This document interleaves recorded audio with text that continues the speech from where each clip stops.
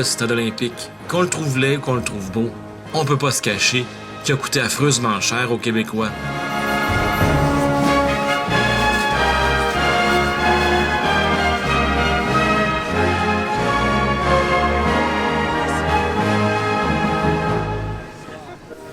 Comme vous le savez sûrement, le stade a été construit pour les Jeux olympiques d'été de 1976 à Montréal.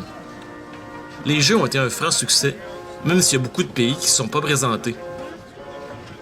Et à l'époque, le mât du stade n'était pas encore construit. Il a fallu attendre en 1987 pour que le mât du stade soit finalisé.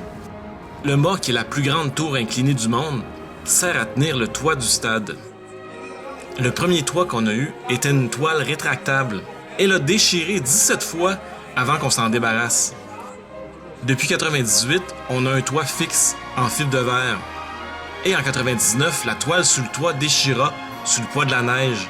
Il a donc fallu installer à coups de millions un système de chauffage pour faire fondre la neige.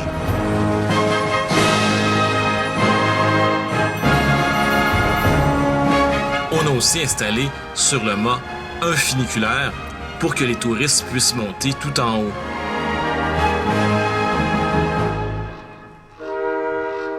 La première vocation du stade a toujours été le sport. On a eu du football avec la Machine de Montréal et les Alouettes. On a aussi eu du soccer avec la Manic et l'Impact de Montréal. Et évidemment, on a eu du baseball avec nos amours, les Expos. D'ailleurs, avec le départ des Expos en 2004, il n'y a aucune équipe sportive qui joue régulièrement au stade olympique.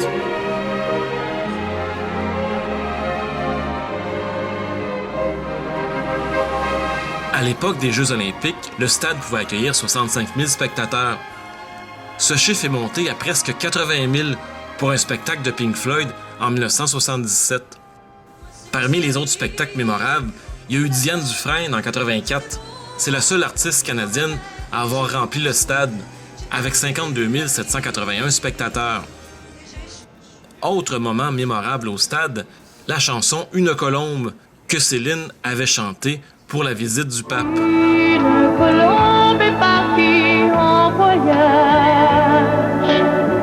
pour faire chanter partout sur son passage. À cause de l'arrivée du Centre Bell, il n'y a plus vraiment de spectacle au stade olympique. En fait, il y a à peu près seulement 15 événements au stade par année.